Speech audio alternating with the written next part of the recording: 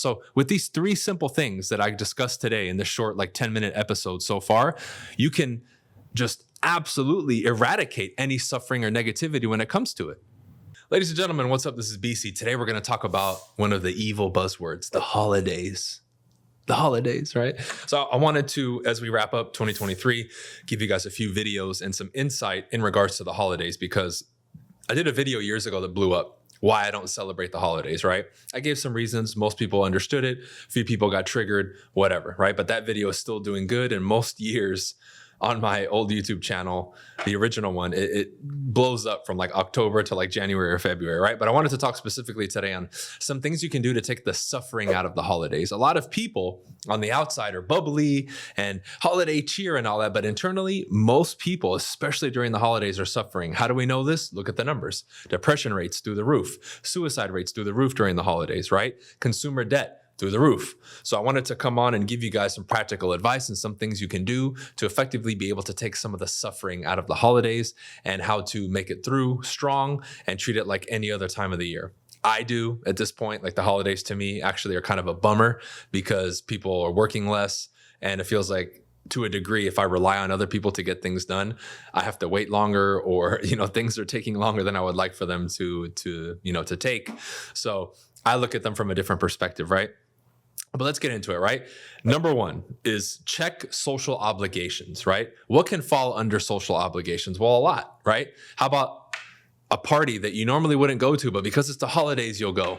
How about all these extra cards that you want to send out, and these extra gestures that you really don't want to do, like internally, meaning you don't want to do them at all, yet you're finding yourself forced to do something. That's a social obligation. Now, if you're the type that you do like giving stuff to your friends and it's 100% genuine, cool, right? That's what floats your boat. And again, that's congruent because no one's forcing you to do it. No one else, the holidays, again, no social obligation is forcing you to do it. But many people will do a lot they'll even overeat and slack off from work and all these things, and they don't realize that it's a social obligation. They don't really want to do it. Right? But the environment where we work, the people around us, and all these things kind of enable that behavior. You have all these what I call enablers around, whether it be people, organizations, environments, right? But check the social obligation, because this is one that is a gray area for a lot of people, because they want to speak up against it. They want to rage against the machine, so to speak, right? But they won't, because they know they're going to receive the backlash of the majority, right? Which I have been for 10 years and even into my youth, because I was always the type to question stuff like, why are we doing this and what's going on, right? That seed was just always in me. But check that, right? Now, again, it takes a level of self-awareness and the ability to detach from criticism to be able to really stand in getting away from social obligations, because most people do it. Their communication is riddled with social obligation, how they speak, what they do, right? Like I always laugh when I see the videos, and you guys have seen them too, where they'll show a reporter, hello, this is Jim from the 10 o'clock news. And then the bug comes and he's like, what the fuck is that shit? That's how he really is. But for the camera, he's like, hello, this is James, right? That's an example of it. What you're expected to do, in quotes, and then the real you. So again, if you want to give gifts and do all these things out of a genuine, true desire and gesture, by all means, go for it. But if you're finding yourself under the pressure of social obligations, start to step away. Now, you're going to deal with backlash, but that's okay. It's either continue the social obligation and suffer in silence internally, or receive some backlash, but live more freely and be happier and more fulfilled, because you know you're not doing stuff that you really don't want to do. Because that's what it comes down to. You're forcing yourself to do things that you don't want to do. Okay, that's number one. Number two is from a health standpoint, falling kind of under social obligation, but also not. A lot of people slack off during the holidays, right? It's okay, I'm going to have more to eat and all this stuff. That's not okay. Just because everybody is around you during Thanksgiving stuffing their face and feeling like shit and getting sick doesn't mean that you have to do it too, man. God, I mean, it blows my mind. Other people doing it doesn't make it okay. It doesn't make it right. Why put yourself through that suffering if you don't want to do it? And a lot of people, again, will also suffer mentally, which we'll talk about later, because their health, right, takes 2, 3, 4 steps back during the holidays, because again, out of social obligation, they might be going to parties and doing things and putting themselves in situations that they normally wouldn't. So be mindful of it. If anything, I would say do the opposite during the holidays right now. Work out more, eat even cleaner, right? So then if you do slip up, right, since the lion's share of what you're doing is the opposite, it's not going to create any or cause any damage, right? But you want to put yourself in the position where I'm mindful of my health, I'm mindful of my diet and my lifestyle, and I want to make sure that as much as possible, if I've been more disciplined up until the holidays, I'm going to carry that through and not let it come crashing down. Because again, this is the slippery slope. It starts with that. You start drinking more alcohol, you start not drinking as much water, you sleep less, you eat like shit, right? And you keep doing this, and what that does is that starts opening the door. It's the first domino of the domino effect of then health problems, mental problems, right? Physical problems, so on and so forth. So that's that first step, and it can be prevented by being more mindful and being more self-aware and saying, hey, I'm not going to fall prey to that. I'm going to make sure that I stay strong and that I do things correctly. Okay. Number 3 is the financial aspect of it. Right now, during the holidays, is the highest season during the year of consumer debt. People will go broke, max out their credit cards, and put themselves in financial ruin, partly because of social obligation, but because, well, I'm supposed to give gifts and it's okay to overspend because I'm giving gifts. What?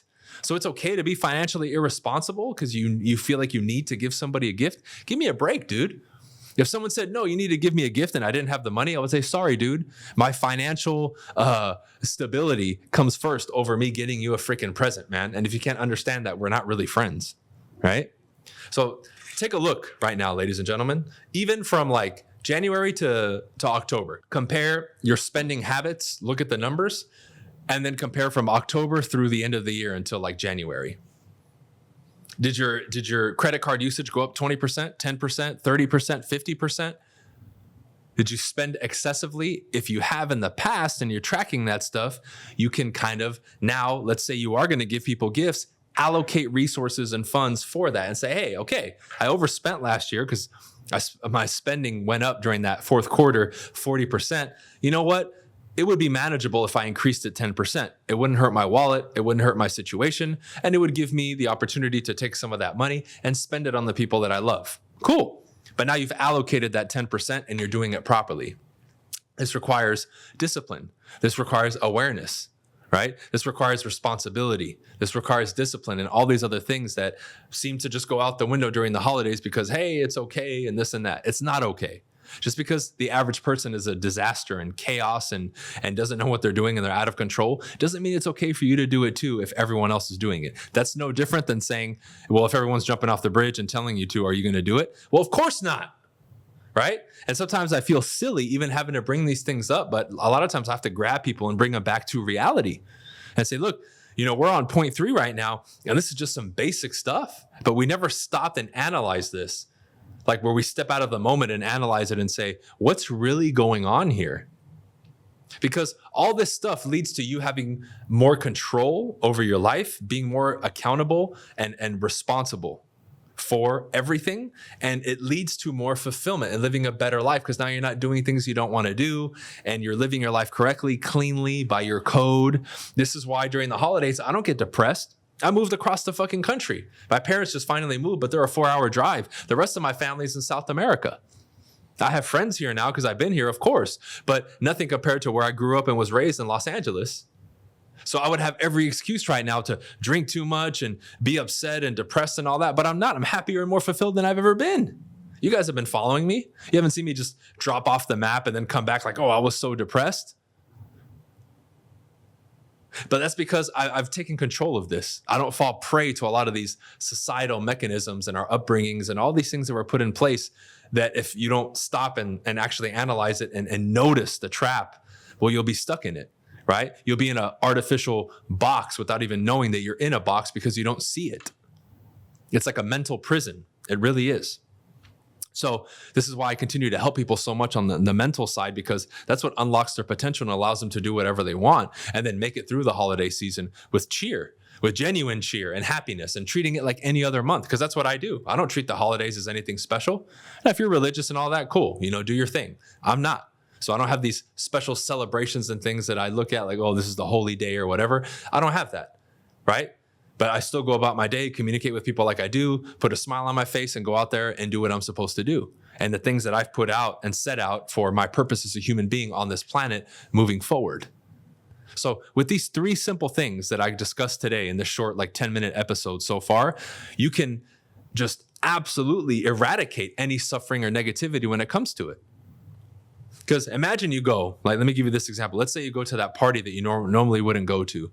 You drink too much, you eat too much. The level of conversation maybe is bad. People are complaining and bitching and moaning. And you knew maybe before you went that would happen because you know these people. But then I would ask, as we pause that moment, why did you put yourself there? You see? But then all these things add up. Then you drink more, you get a little drunk, then you start eating more, right? Then you fall into those conversations, you start bitching and complaining, then you don't feel good, then you wake up the next day and it causes issues the next day, right? And it's, again, that slippery slope. Whereas you should have just told them, you know what? I have no interest in going to that party. And even if they complain or call you a loser or whatever, cool, have fun. I'll be the loser, no problem. And then being okay with that. That's not that hard. You know what? If that's the case and you really want to party, host your own party and don't do any of that stuff. And make it a good vibes party and be happy and cheerful and say, hey, no negativity allowed when you guys come here today. No gossiping, no drama, no nothing. We're going to have a good time. We're going to talk ideas. We're going to talk about the future and what we're going to do in 2024 and the specific action plan that we're going to use to get there and achieve everything that we want that we talk about today. Let's do that. Make a party like that. And I guarantee you it's going to be a lot better. Okay? So that's it for this one, guys. Hopefully this video helps you. Any of you who have any extra issues during the holidays, you know what? Feel free to reach out to me. Next time I go live, hop on the call with me and join the show. And then maybe we can chat about it and I can potentially help you. Okay, that's it for this one. All the links are in the description. If you guys want to check out my coaching, my website, you want to talk to me about Real Brokerage, my real estate company, or anything else, you're more than welcome. Check the links in the description. All right, see you on the next one. Peace.